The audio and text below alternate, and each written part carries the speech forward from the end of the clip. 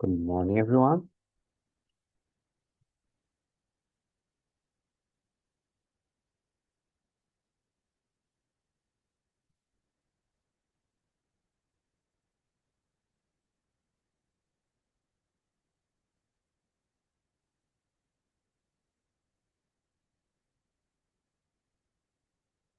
Welcome to our webinar. For those who joined a little bit early, we're starting in a few minutes.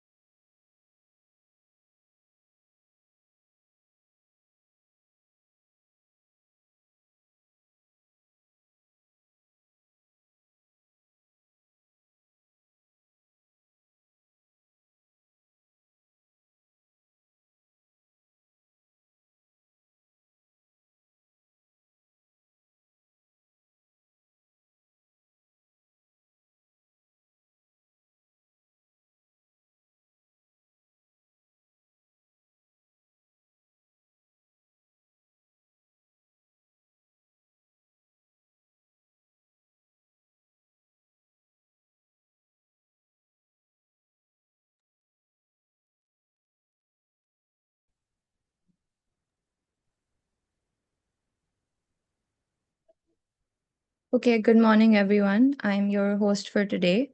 Our topic is Beyond the Perimeter Continuous Signaling Protection for LTE and 5G core networks. So, if you face any technical issues, please feel free to message in the chat box. We have also parked 10 minutes after the presentation for questions. And this is a recorded session, so we will upload the recording after the webinar. Thank you, and over to you, Gustavo. Thanks, Lily.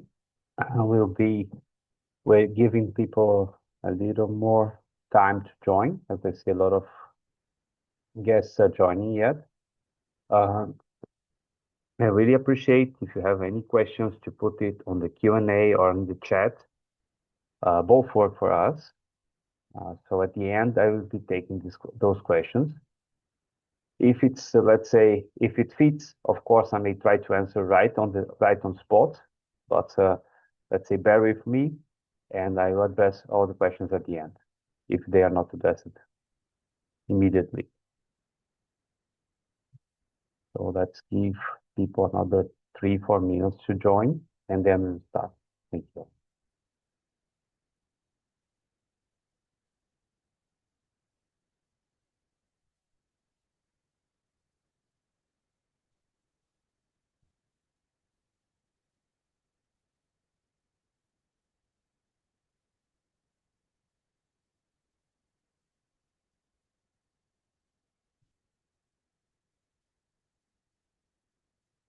Good day again.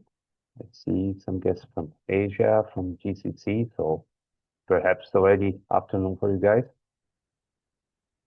We'll be starting in a couple of minutes.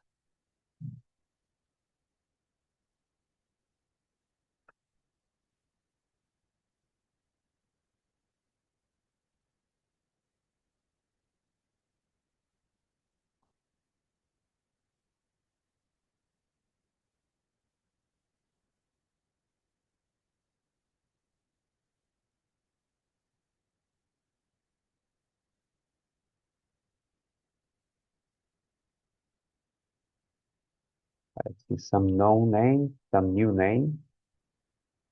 Appreciate that.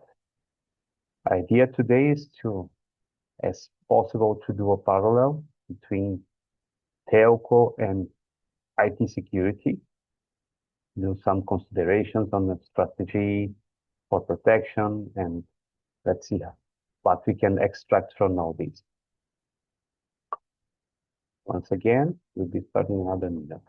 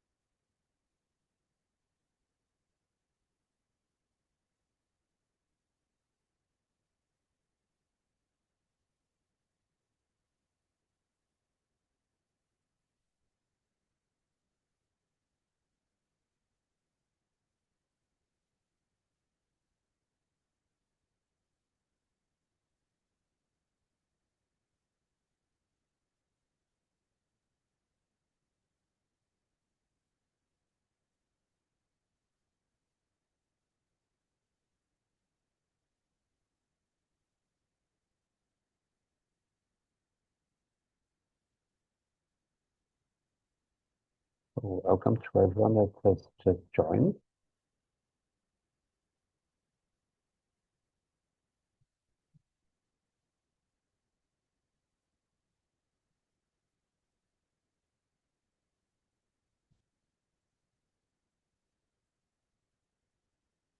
We're about to start.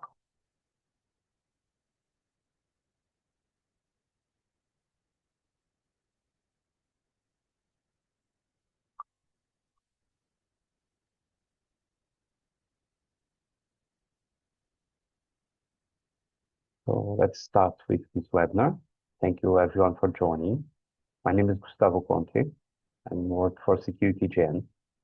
We are a company that is focused on securing mobile networks. So this is our day-to-day. And we receive a lot of, let's say, requests from CISOs, from IT security background professionals about, oh, how do I secure the mobile assets? I don't understand those. I cannot somehow, let's say, act over those. I disagree to that because really security is security, no matter the asset. We can have physical security and the concepts are pretty much the same, right? So the idea today is to do a parallel between modern cybersecurity and telecom security. So if you look original IT security, and I've been around for a couple of years, I would say, we started just closing borders, right? Just filter the traffic. Oh, the internet's coming. Oh, you have partners. You have to put a border file or something like this, some filtering at the border. Nowadays, we don't do this anymore for IT security, right? We think it's better. We do architectural change. I would try to avoid a lot of, let's say, buzzwords, but okay, do zero trust architecture. We get to that. But anyway, concepts, despite some names that come and go, are the same. We changed the way we do security. We changed it from blocking or allowing IPs that can be spoofed to really identifying users and machines that can have access to assets and to networks, etc., etc. So this is the, let's say, I'm not telling anything new. Just point is, we see this has happened. This transition is, let's say, done for any IT security solutions and any networks and assets to be protected. And somehow on telecom, we are still behind on this. So we see a lot of visibility, right? So, okay, you have EDRs, XDRs, you have micro-segmentation tools that allows for visibility. You have plenty of dashboards, of CN equipment. Okay, I would say necessary, but you cannot just depend on visibility. I'll get to that as well. Then I go a little bit on how telecom security has evolved through the years. We are far behind. We don't have everything that is, let's say, available to IT security. And let's say, give you a couple of thoughts on how to rethink your strategy for securing telco assets. So a little bit on how it's been evolving. I had the let's say, the chance of being part of it, because I'm working on this on telecom networks since 2G. So yes, I happen to see the evolution between 2G, 3G, 4G, now 5G, and already preparations for 6G. All these generations, they're quite, let's say, they always bring new challenges, right? But from 4G on, we got closer to, let's say, data center structures. So the possibility of implementing ready-made solutions and to apply concepts straight to telecom assets is there already. So let's go a little bit on the timeline. So by the middle of last decade, middle of 2010s, we had the first disclosures, right? It's not the first time it's happened, but first disclosures, responsible disclosures of roaming vulnerabilities. By that time, some companies we call surveillance companies, they were already selling your location, right? So you could hire a service, legally, not legally, I would say publicly, you could hire a service that would give you the location of mobile phones across the globe. So as a response, what the mobile operators have done is to filter the traffic, the signaling traffic at the roaming border, because that's where the vulnerabilities were identified, right? So again, you cannot just close the service. Roaming border for mobile operators roaming is equivalent of the internet. So, okay, everyone has done this response before, or just remove the internet, remove the access. Some elements will require access to the internet. I would say IoTs, most of them, to activate, they require access to the internet. Cars nowadays, they require access to the internet to update, to sometimes just to do, let's say, to accept new parts from maintenance. So you cannot just say, don't access these, don't close the internet, close the roaming border. If you close the roaming border, then you have no roaming service, then you are not perceived as the same value by VIP customers. So what operators could do was to filter this traffic, at least SS7, which is the first protocol. I'll try to get as little telco jargon here, right? I will say traffic filtering, I will say firewalls, just security concepts. This is the idea of today's session. But again, this was the right thing, but this was done around 10 years ago. And 10 years is a lot of time. So for you that have been like me in the market for a couple of years, I used to configure Cisco PIX firewalls, right? This was in the 90s. This is 36 years ago, or 30 something years ago. And then Cisco, 10 years afterwards, they launched ASA. And another 10 years, by acquisitions of technologies and companies, they put ASA to run over firepower. If you compare each of these generations, it's a huge difference. They are different products. ASA over firepower is more about capacity. It's more about, let's say, I would not architecture, although the software on the top is the same, management is similar, but still it's totally different capacity, totally different approach to security. So before you tell everyone I'm a Cisco boy and I only know about Cisco, before I even configure a first PIX, I was configuring a firewall 1, also in the 90s. So, or early 2000s. So this was, let's say, what Checkpoint claims the first firewall or first commercial firewall. You may put many ways. But 10 years afterwards, they call it a next generation firewall, which is totally different product. Another 10 years, R17. And now we have R whatever, so it's progressing. But even between releases of the current product, it just introduced huge changes, huge capacity let's say, steps, and that's it. This is natural. So what any operator has done in 10 years ago should have been transformed nowadays.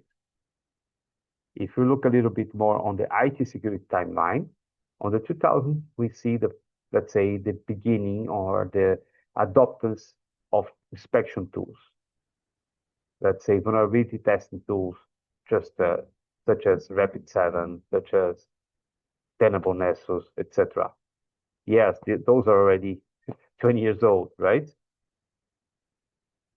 And 10 years ago, we started seeing, let's say, huge adoption of microsegmentation. So it was like created, launched, and adopted fast because microsegmentation solves a gap that border firewalls cannot. So this is the parallel I want to do today, right?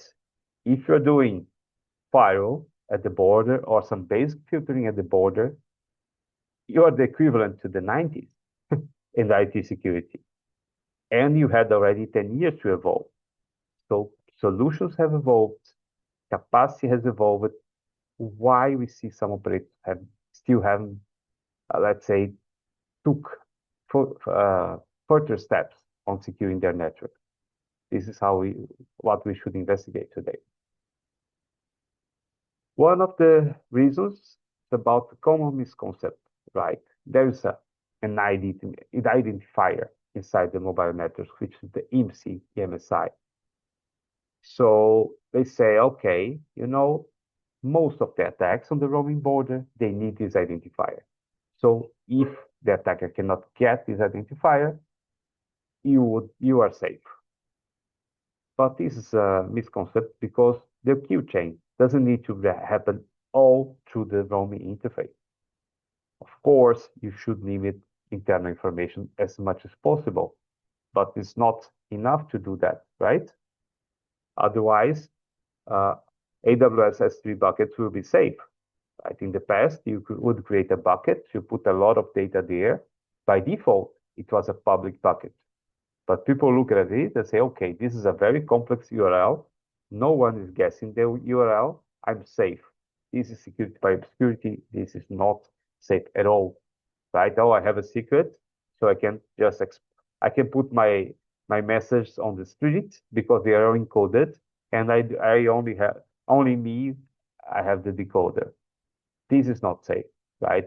This decoder or these addresses may be obtained otherwise, may be calculated. If you're talking about the code, you may calculate the code after having a number of messages. You can try to decode them anyway. And there's a lot of means to get this ID, right? Let's say this is your mobile number, social security number. So it's not the number people call you. It's not the number it's in your business card or you share with people. It's an internal number that even the mobile owner is not aware of. But it's not only available through roaming. Of course, you can have signaling roaming. You go there, you collect. If it's open, okay, it's one crack in the dam. It's one way of getting the in. But someone using a fake node B, so a fake antenna, near the desired subscriber or the subscriber of interest, they can collect it. And even more, there's a lot of fake inode Bs and BTS nowadays. They're just SMS blasters. SMS blasters, they are not to collect your IMSI. They are there to send you one phishing or smishing short message. So this is a real picture. Unfortunately, this is from my country, Brazil. So someone in a small Jeep running around with a mobile antenna, a small transmitter, huge battery, some controlling notebook, and that's it.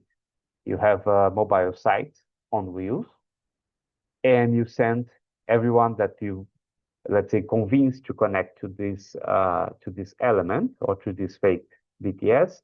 You send them one short message trying to scam them for clicking links, downloading software, etc. But this notebook. If you recall, I told you there's a notebook to control everything. It may be recording all the IMSIs that have been, let's say, accessed, all the mobiles that have received a short message. Their IMSIs are compromised by default. So you can find some tables with IMSIs as the log of this activity. So it's excellent, right? You go out to do a fraud, and as a byproduct, you get a list of IMSIs. So if you are close to an airport, like we've seen some operators in Cyprus, you're just collecting VIP IMSIs while they're going or coming back to the country. So this is, let's say, not unusual. This is happening everywhere. So if you have particular interest on this, you can just look for it on the news, and you see how many countries is being affected across Asia, across Europe, Americas. Not much on GCC, but still some event. So what else? Third-party breaches, right? So we've seen this is all published. I'm not naming and shaming everyone here. It's not the idea of this session anyway, but there was a billing provider that was breached. And on their logs, you could have IMSIs for everyone that's being, let's say, from many operators that's been using roaming. So whenever you travel, all the records of your register during your travel will be sent through this billing provider. Then someone has accessed and collected IMSIs, which numbers you called, etc., etc. Some SIM cards or MTM vendors, if they are breached, all this information is collected. Internal mediation elements, also not so disclosed, but we have a few cases of this happening. So someone accesses your IT infrastructure, gets into a server, looks for logs, and finds tons of IMSIs connected to subscribers, connected to mobile numbers. And last but not least, a direct cyber attack. So most famous case from SK Telecom in Korea, some hacker entered by their IT infrastructure, managed to move laterally until the subscriber database, which is the HSS, and collected not only the IMSI, but the ciphering keys for millions of subscribers. The cost of replacing these IMSIs, replacing this SIM card, and let's say damage to the reputation was just unbearable. And again, they were forced to change everything. Once this is collected, how come you can consider you're safe anymore? Right? They could just clone because they got more information. They could just clone subscribers anyway. So that's why closing the door on IMSI is not enough. If you look at today's security concepts, I try to do a parallel on several approaches that operators use.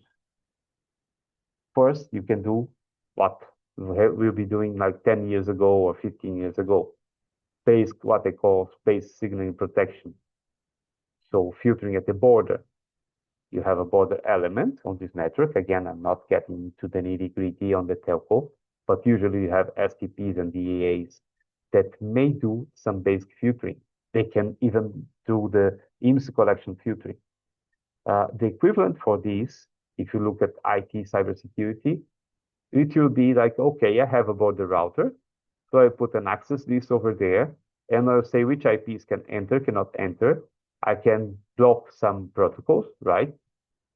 And maybe I can even use some internal DPI feature that uses capacity on the router to block specific message or specific protocols. Let's say I block SNMP, right? Let's say I block ICMP. So, okay, no one can map my network, so I'm safe. If you're an IT security professional and you're watching this, you know you're not safe, right? This is not the way you do. This is basic. Okay, it's good. You remove SNMP, you remove ICMP, you avoid mapping. But again, your IP addresses are not, let's say, that that secret. This is again security by obscurity. Someone can just enumerate. Someone can just say, okay, you're using some internal addressing. I don't know, no problem. I will find your internal addressing because Yana has defined which blocks are to be used, and I'll just sweep across those. So the gaps when you do this kind of protection is that sometimes you don't have subscriber location at hand. You don't have, let's say, you don't know if your subscribers are locally on your country or they are abroad. So some attacks, most relevant attacks, they require this kind of information. So not all attacks can be blocked by this approach. And again, I told you for two elements, two kinds of elements that may be used, STP and DEA, right? And these elements, they are connected, STP to SS7, DA or DRA to diameter. There is a third protocol for which there is no border element. So GTP attacks are not to be handled that way. Again, you're doing 2 out of 3 protocols. You're blocking IMSI collection, which is relevant, but you're not doing 100%. Some operators, they are, let's say, a step further. They have installed signaling firewalls. I'll just go back to this. So just for you to understand my let's say, structure here. So we have the message that should be accepted. They are the blue traffic. Message that should be rejected. They are the yellow traffic. But again, you have some red line here, which is a possible bypass. So the possible bypass here, or the possible leakage, I would say, is about the message that need location context or the GTP on that case, right? So this is the idea here. Same way, you can have a signaling firewall which should stop everything. So you avoid doing this on the border element, and let's say paying for doing this on the border element with licenses and let's say capacity of this platform. You're able to do some more complex attacks. Again, this element must have access to subscriber location. Without that, you're still in the open, right? Usual gaps, you need to do your, let's say, your process. You need to oversee, to test, and to keep this firewall updated.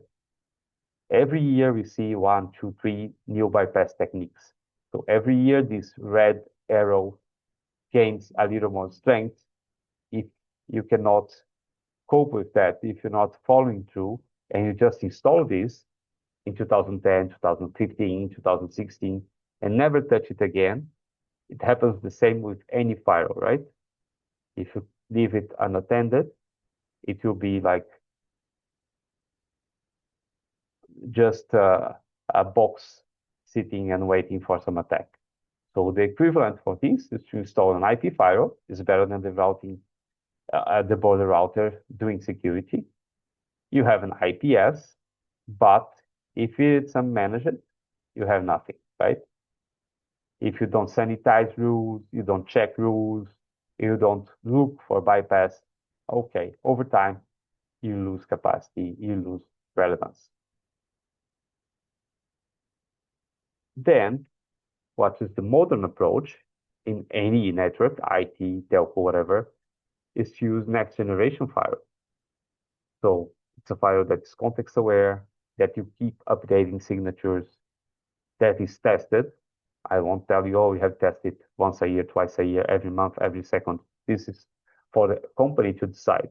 The same way, if you test your IT files, you should test your signaling files, right? And you have an IDS, a layer just to close the loop and to oversee about the bypass. Because not only the file can be bypassed, right? Maybe the bypass is here, some techniques.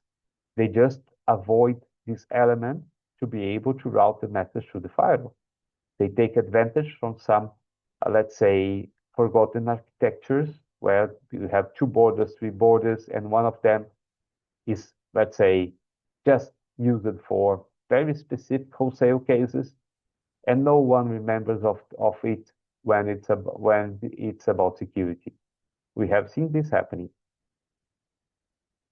So this will be in IT cyber something like having IPS plus IDS and active management, that process in place that, let's say, takes nights of sleep of several experts on IT security. Oh, we have to sanitize the file. Oh, it's that time again of the month, time again of the year. We have to check if the rules are being used, not used, how many matches we have, how many matches we have on default, what's going on, etc. Can we finally do these default rejects after 5 years, 10 years, this kind of thing, right? So this is just a parallel I'm trying to build on signaling security. So when I talk about IPS, I make your question, then you're free to answer or not if you want. I'm not disclosing any company or any personal name, right? If I get some inputs from you guys. How many security alerts did you get last year? Usually I see it on the really real alerts, not events, right? Thousands, tens of thousands, something like this. How many of those are related to telecom assets? Then this answer can come from thousands if you are monitoring to 0. And then say, okay, you're a mobile operator. You have 10,000 of attacks confirmed events against your internet exposed infrastructure or internal infrastructure through other borders, but 0 for telco. Okay, it's not about no one is attacking your telco interface. It's really about you're not looking at it. So this is the, let's say, architecture that we're seeing being used nowadays. If you want a complete vision, right? You have the firewall for sure. You need the firewall to protect your assets, your network assets. You should also have a detection layer, which is what we are discussing now, not only for people to be looking at its screen, but to be a trusted source of information for your team, for your SOC, and for your CM.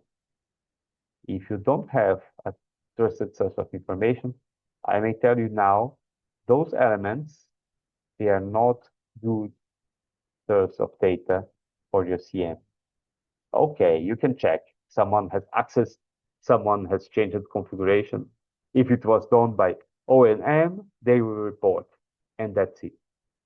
If someone has influenced, sent bad messaging to them, and convinced those equipments that your users are in roaming or are to be disconnected, etc., the damage is done, no log or alarm will be raised for CM because those elements are not security elements. They are just network assets. They have 2 functions.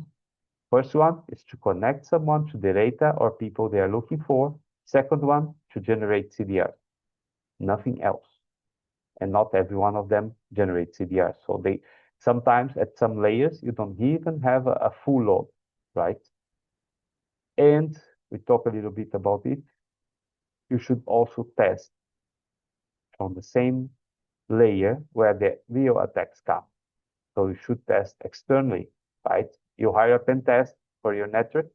You don't tell for every, let's say I want an external pen test. You don't give away all the information. You don't invite the company to come inside and check your network from inside.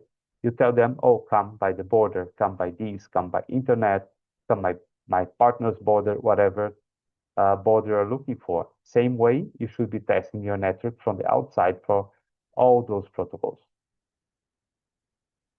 So this is what good looks like for me, right? You need to have not only the capacity to filter, but also to detect, to monitor, and to test it anyway. And of course, if you test, this information should come back to your SOC team and, if possible, straight to your CM. So inspection is not something to be done and forgotten. Oh, this is a report. I'll look at it. I'll solve a couple of things, and then I'm done and I'm safe forever, right?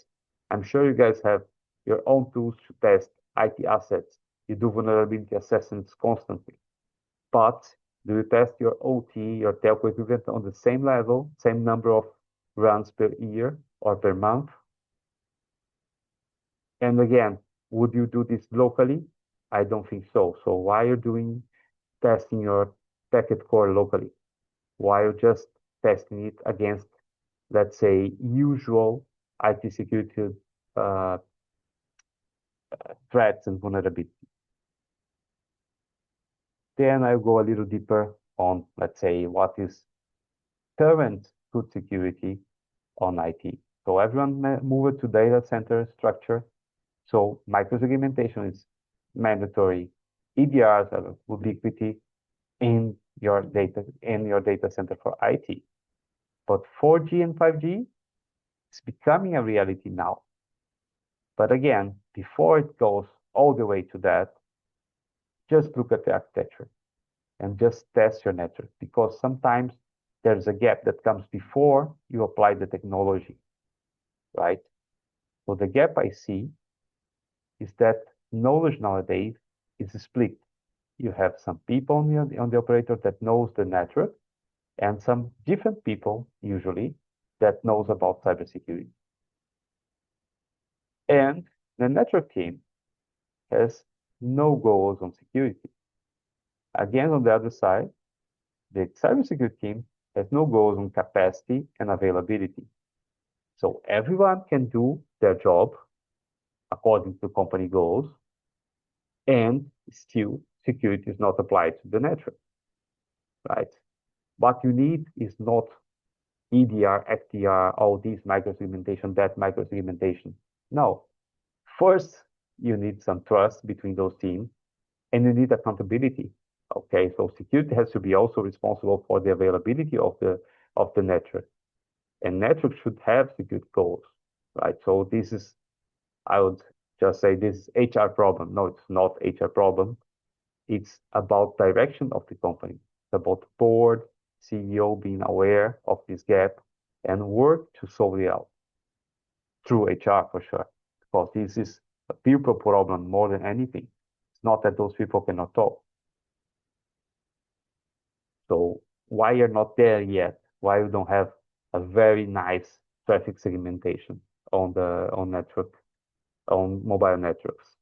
Because network engineering will do everything to request one file rule and never again, right? Oh, let's request for all the growth we plan for the next 5 years. So let's request it broad and put all possible protocols and cases and scenarios through it. Again, cybersecurity guys, they are not looking at specific interface. They don't know which protocols are used, not used, so they have to accept it, and they say, okay. And when they scan, they say they use standard IT vulnerability scanners, so they say, okay, if your OS is exposing this interface, that interface, oh, I can see you're using this old version, one step back from the latest version from this head or whatever, and you need to update.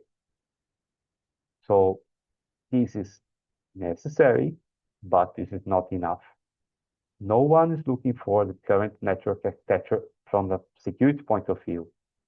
No one is checking which are the active file rules and possible web passes. And this is a huge claim, so let me just read out some.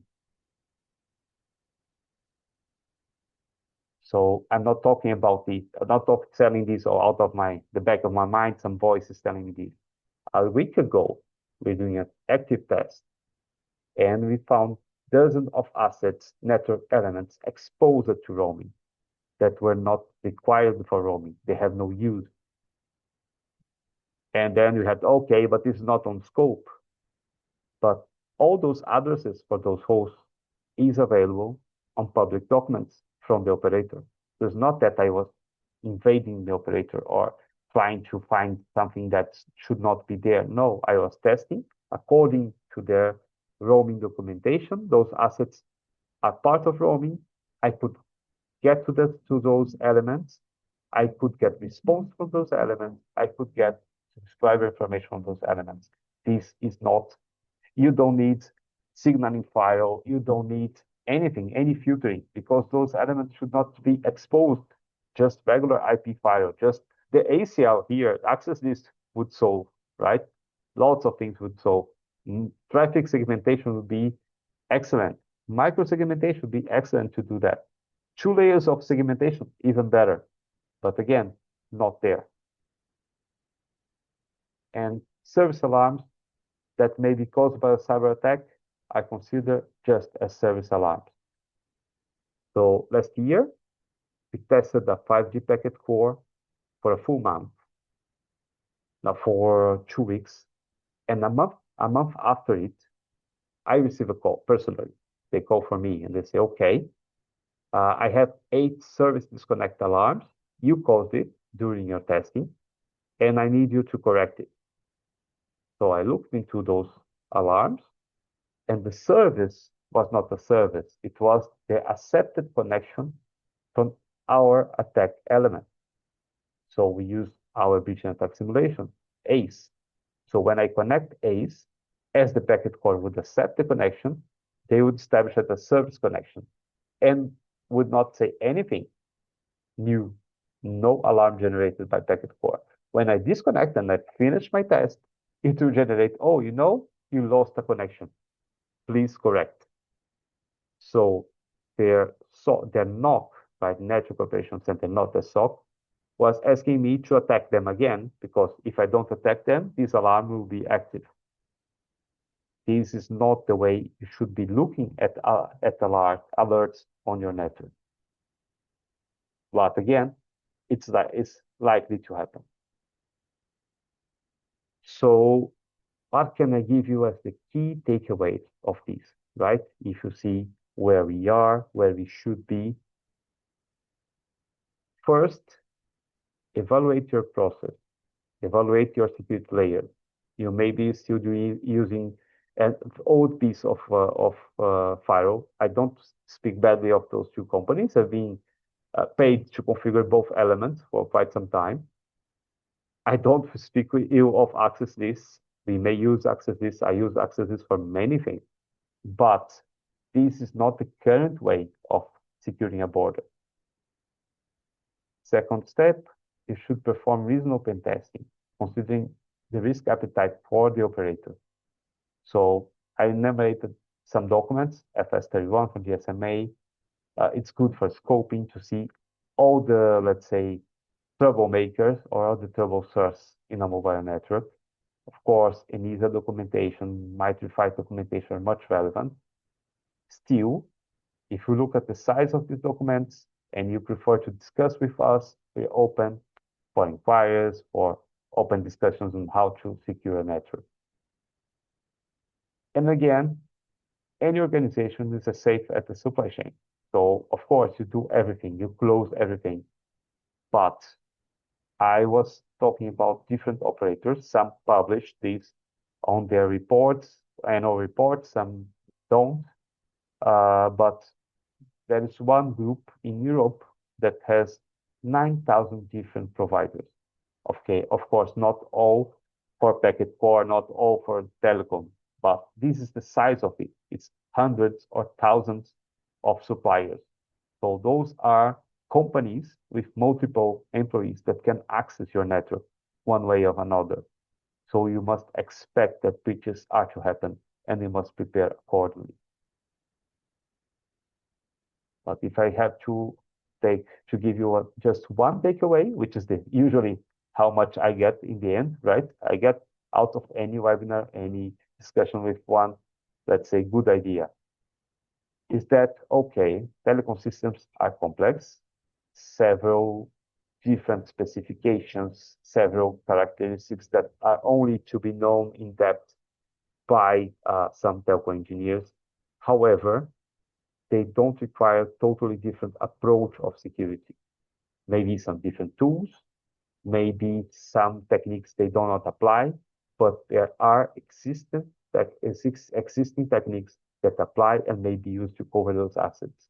Conceptually, it's the same, so it's not impossible.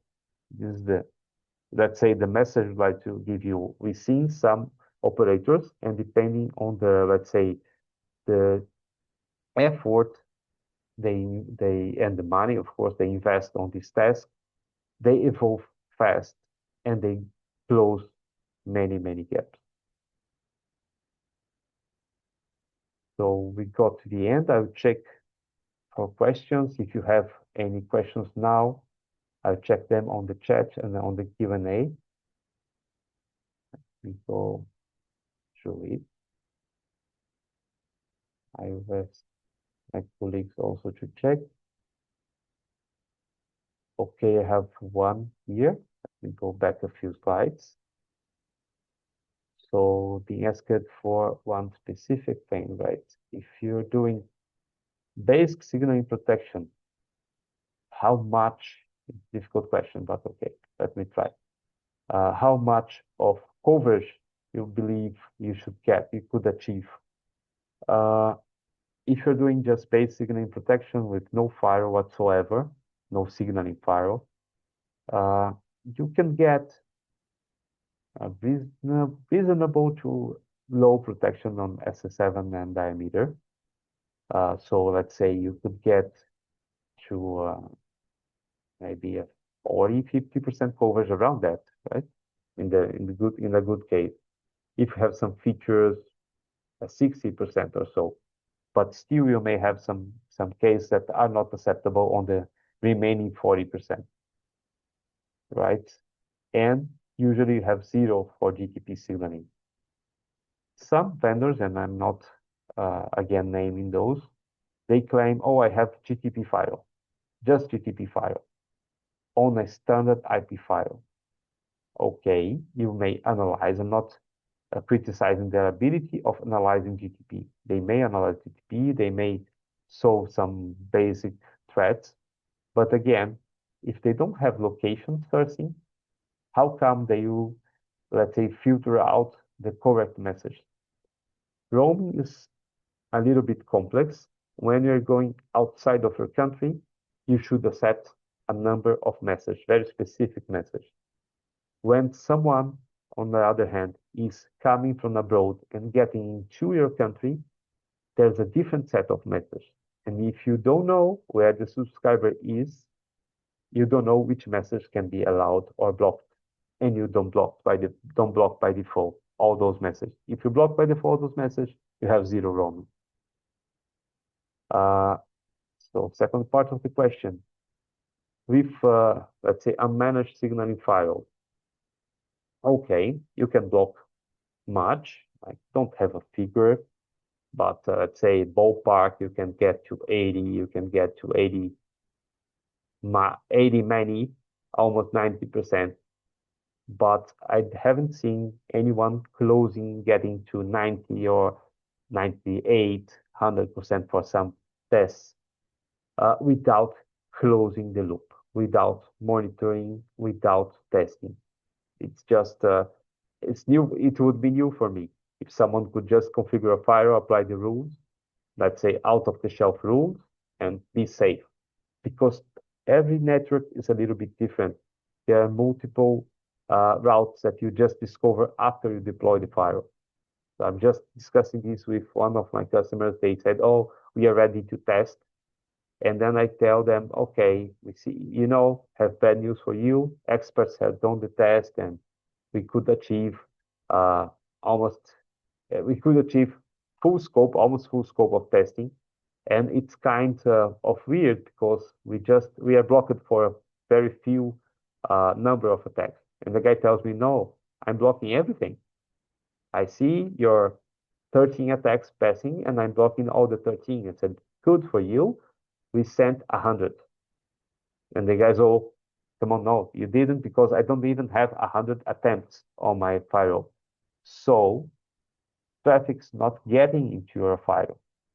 So it's not about securing a firewall, testing a firewall, right? Security is about testing a network. So if you have multipaths, you have different signaling routes, everything must be tested. So that's the difference I make, right? So I would say 50, 60, 80 to 90, but to get, and this is, let's say, managing, this is the day you configure the file. If you don't oversee and you don't update the rules, you start from 80 and you go back to 70, 60, as we usually see. I hope I have answered your question. Let me see if there are any others.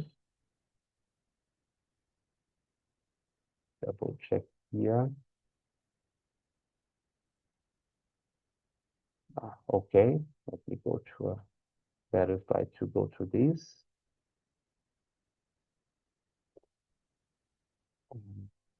Number of alerts, right?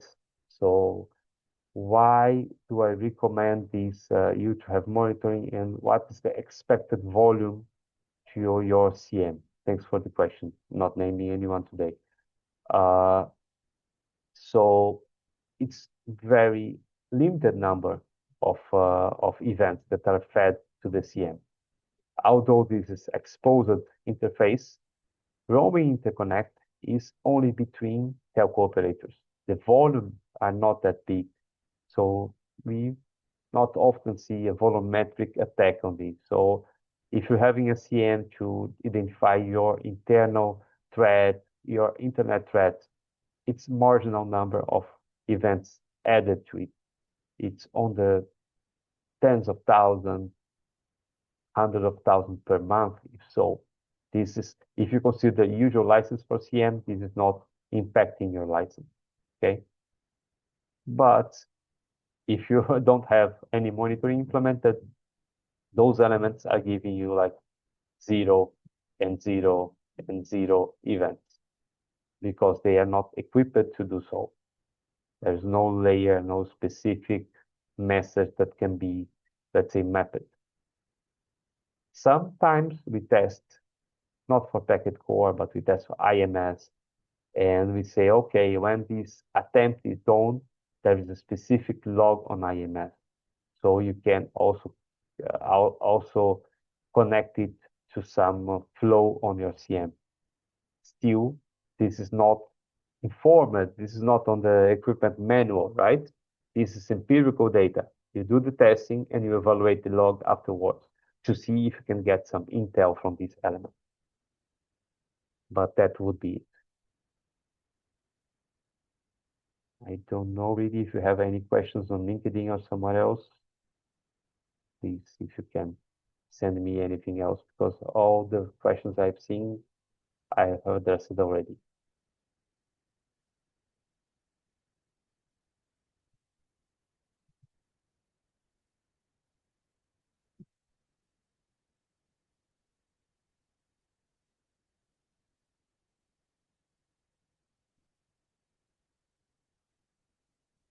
Well, if there are no further questions,